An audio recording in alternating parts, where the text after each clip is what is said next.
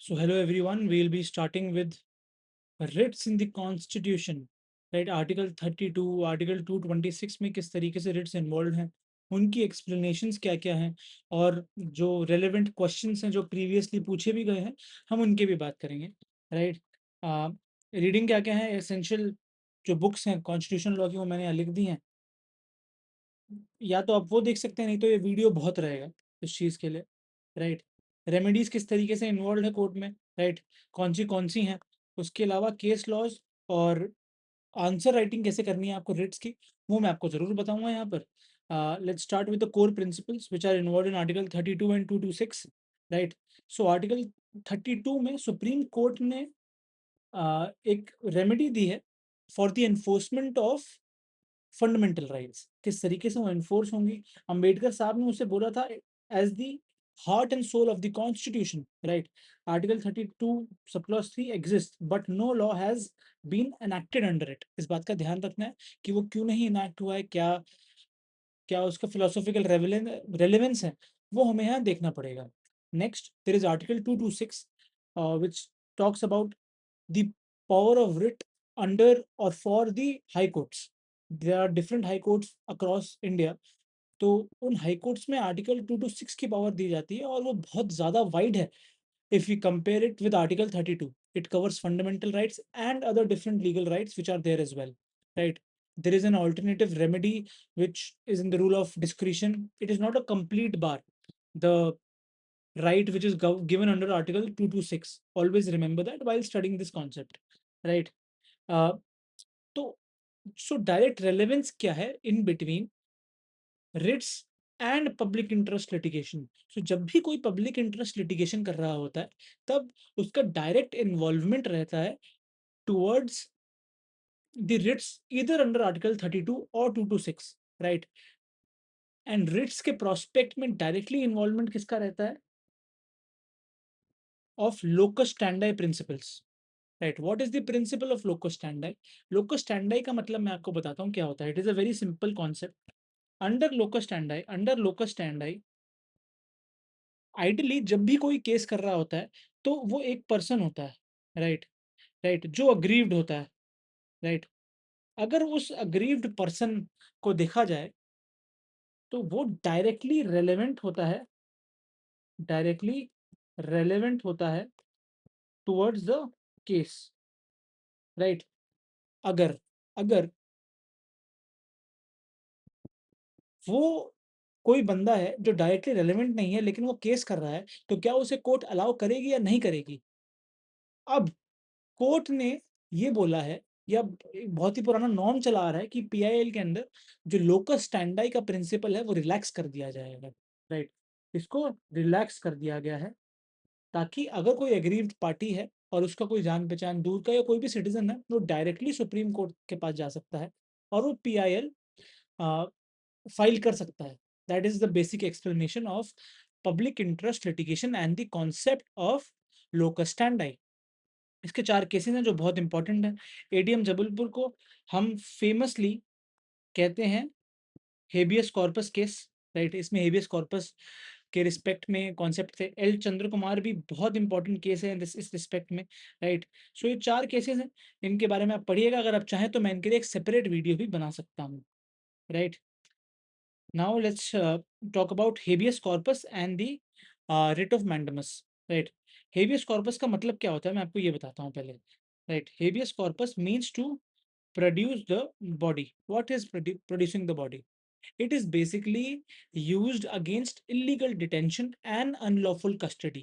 हिंदी भाषा में हम देखें कि अगर किसी भी व्यक्ति को इलीगली जेल में डाल दिया गया है तो हम कोर्ट के दरवाजे खटखटा सकते हैं और ये पूछ सकते हैं कि आपने उस इंसान को जेल में अनलॉफुली क्यों रखा है, राइट। उसकी फंडामेंटल राइट क्यों वायलेट हो रही है, और इस रेमेडी के लिए कौन सी रिट लगती है, वो होती है habeas corpus, right. Then I will explain the concept of mandamus. Mandamus commands performance of a public duty imposed by law, of what, imposed by law, right. अगर कोई भी इंसान जो पब्लिक ड्यूटी में है, अगर वो अपना काम नहीं कर रहा है तो through the lens of mandamus उसको वो काम करना पड़ेगा, right. It lies where an authority refuses, delays, or misreads its duty. It is very important to understand that, right? It can run against public bodies and functionally public authorities. देखिए, prelims में भी इससे direct question आया हुआ है कि कहाँ कहाँ पब्लिक अथॉरिटीज इन्वॉल्व है, कहाँ कहाँ पब्लिक अथॉरिटीज इन्वॉल्व, राइट, और कहाँ प्राइवेट अथॉरिटीज जहाँ पे पब्लिक फंडिंग आती है वो इन्वॉल्व है, राइट। तो इस बात का ध्यान रखिएगा कि कहाँ इन्वॉल्वमेंट रहती है और कहाँ नहीं रहती। केसेस मैंने लिख दिए हैं। अगेन केसेस के लिए मैं सेपरेट वीडियोस भी बना सकता हूँ, आप चाहे तो मैं बना दूंगा, not a problem at all, right. Next we have the topics of prohibition and certiorari, right. अब हम इन दोनों की एक्सप्लेनेशन समझते हैं। सो प्रोहिबिशन होता क्या है हमें ये समझना पड़ेगा। It is a preventive writ issued before the final order of the court, right, and it stops an inferior court or tribunal from acting beyond jurisdiction. So essentially अगर कोई भी लोअर कोर्ट है वो अपनी jurisdiction के बाहर काम कर रहा है, jurisdiction के बाहर काम कर रहा है, तो उसको स्टॉप कर सकती है हायर कोर्ट, प्रोहिबिट कर सकती है हायर कोर्ट, यही इसका लिटरल मीनिंग भी है, right. Next let's go to certiorari. Certiorari is a curative writ issued after the order is made. So what? It is after the order, right? That is a very essential part of this particular writ. It what it does, it quashes the orders made without jurisdiction, right? It quashes the orders made without jurisdiction in excess of power or in breach of natural justice which is prevalent, right?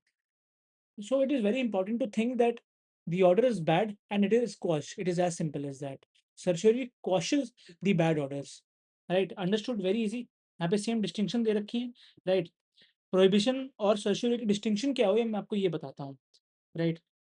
Prohibition acts before, so prohibition acts before the proceeding ends. Certiorari after it. So prohibition is before and certiorari is after. दोनों supervise क्या करते हैं, legality और jurisdiction को, right. Supervision दोनों का same है लेकिन टाइमलाइन में डिफरेंस है, वो मैंने आपको बता दिया, ठीक है। को वारंटो का मतलब क्या होता है हम ये समझते हैं। It asks by what authority a person holds a public office, by what authority, किस अथॉरिटी से एक पर्सन के पास पब्लिक ऑफिस है ये समझना पड़ेगा। The office must be substantive, public, and of a permanent character. It is very important to understand that. Right? अगर वो ये नहीं है तो इसका essential खत्म हो जाता है। Any member of the public can see it. Right? Very important part of the concept of Q warranto. इसमें limits क्या क्या है मैं आपको ये बताता हूँ। Limits under the writ of quo warranto. The courts stay cautious when the facts are disputed or a special remedy eventually exists. Writs are not meant to become roving inquiries. Very important again. Authority पूछ रहे हैं ना eventually हम लोग, और judicial restraint जो हो रहा है it does not mean judicial helplessness, right. तो उसके बीच में डिफरेंशिएशन क्रिएट कर दी है through this writ, right. Revision मैंने आपको बता दी है, राइट। मैंडमस लिबर्टी के प्रोस्पेक्ट में है, सॉरी मैंडमस पब्लिक ड्यूटी के प्रोस्पेक्ट में है, हेबियस कॉर्पस लिबर्टी के कॉन्सेप्ट प्रोस्पेक्ट में है कि किस हिसाब से एक इंसान को जेल में डाला गया है। प्रोहिबिशन एक्सेस ऑर्डर करने के लिए, लेस करने के लिए। सर्चोरी जो ऑर्डर ऑलरेडी दिया गया है उसको कॉश करने के लिए है। वो वारंटो ऑफिस होल्डिंग को टेस्ट करता है, राइट। केस बुक्स मैंने यहाँ दे दिए हैं। So this is it from my side for this particular topic. Thank you so much, bye.